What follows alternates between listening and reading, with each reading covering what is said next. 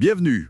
Aujourd'hui, on se lance dans une exploration assez fascinante, l'impact des sons, de la musique, sur notre bien-être. Oui, un sujet passionnant. On va s'appuyer sur une analyse récente qui décortique tout ça. Exactement. Et l'idée, c'est vraiment de voir comment on peut utiliser la musique au quotidien, pour améliorer un peu les choses, quoi. Trouver des clés concrètes. C'est ça. Et ce n'est pas juste une impression subjective, hein.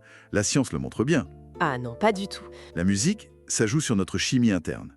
Ça peut, par exemple, libérer de la dopamine. Le plaisir, la récompense. Voilà. Et à l'inverse, calmer le cortisol, l'hormone du stress. L'article cite même une étude assez frappante. Celle sur les patients post-opératoires? Oui, ceux qui écoutaient de la musique voyaient leur cortisol baisser nettement. Ça parle. On est au-delà de la simple sensation agréable. Ce sont des réponses biochimiques, neurologiques qu'on peut mesurer. C'est ça qui est fort. Une sorte d'allié naturel pour l'équilibre en somme. Exactement, l'article le documente très bien. Alors allons-y. Premier gros morceau. Le stress, l'humeur. Comment ça marche concrètement? Une mélodie peut vraiment apaiser l'esprit? C'est directement lié à ce qu'on disait sur le cortisol. Une étude de 2009 montre une baisse vraiment significative. D'accord. Et ça se voit physiquement. Moins de tension artérielle, le cœur qui ralentit un peu. Et quel type de musique fonctionne le mieux pour ça? Alors il y a la musique classique, genre Mozart, qui est souvent citée pour stimuler aussi la dopamine, ce côté apaisant mais agréable. Mais aussi, et c'est très intéressant, les sons de la nature, Ah oui! genre la pluie, les vagues. C'est ça, ces sons semblent activer des zones du cerveau liées au calme, à la relaxation profonde, et pas besoin d'y passer des heures. C'est ça qui est bien. Combien de temps alors? L'article suggère que 15-30 minutes peuvent suffire, même des petites pauses musicales dans la journée? Une pause déj en musique par exemple? Exactement. Ou le matin pour commencer calmement, ou le soir avant de dormir, avec des tempos plus lents bien sûr. Fascinant qu'une si courte durée ait un impact mesurable. Et pour l'inverse, si on cherche un coup de fouet, de l'énergie, alors là on change de registre. C'est principalement la dopamine qui entre en jeu. Le fameux neurotransmetteur de la motivation, de la récompense. Celui qui donne envie de bouger. Exactement. Et ça marche même dans des situations pas drôles. Il y a une étude amusante sur des conducteurs. Dans les bouchons? J'imagine bien. C'est ça. Écouter de la musique améliorait vraiment leur humeur, malgré le stress de l'embouteillage. Et là on parle plutôt de quel style? Pop, rock? Oui, pop, rock, électro. Des rythmes plus entraînants pour l'énergie. Après, pour un côté plus réconfortant, un peu feel good, le jazz ou la soul, ça marche très bien aussi. Le plus important c'est de varier j'imagine. Varier, oui, et surtout, attention au volume. L'article insiste là-dessus. Trop fort et on perd les bénéfices, voire ça devient néfaste. Logique. Bon, on a vu l'humeur, le stress et le cerveau lui-même. La concentration, la mémoire. Est-ce que la musique a un rôle à jouer? Un rôle important. Elle semble vraiment activer les connexions neuronales. L'article donne un exemple assez bluffant sur l'apprentissage des langues. Ah bon? Lequel?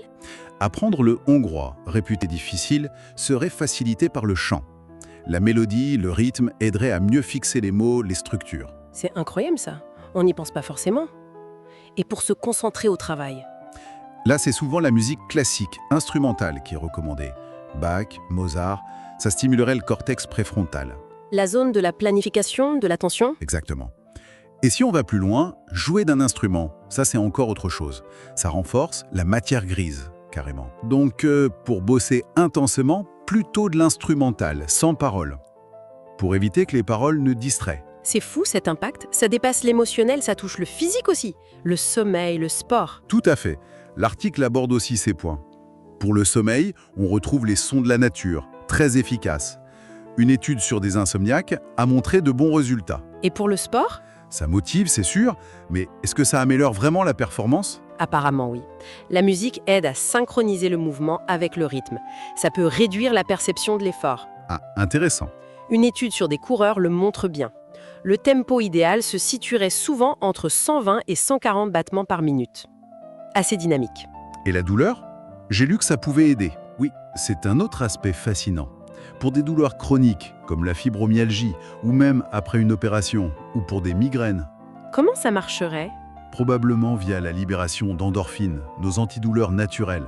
La musique détourne l'attention et active ces mécanismes. C'est vraiment un outil polyvalent. On a parlé des effets sur soi, mais il y a aussi la dimension sociale, non? Le partage? Essentiel. L'article souligne que c'est un puissant vecteur social. Chanter ensemble, ça crée une connexion forte. Exactement. Ça libère aussi des endorphines, ça renforce la complicité. Et les concerts, ce sentiment d'appartenance, d'émotion partagée, Oui, c'est unique. ça active même les zones cérébrales de l'empathie.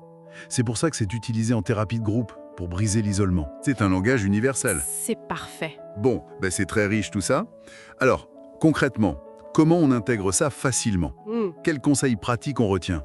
L'article donne des pistes assez simples en fait. Déjà, se créer des playlists thématiques. Une pour la détente, une pour le sport, une pour le boulot. Voilà, ensuite faire attention au volume, on l'a dit.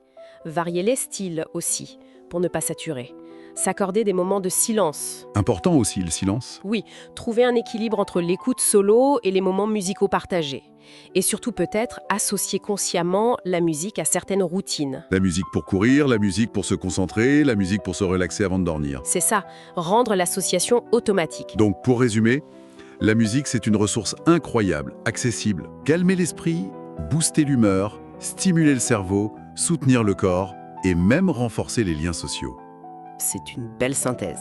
L'article propose même un petit défi, juste 5 minutes de playlist relaxante par jour pour commencer. C'est un bon début.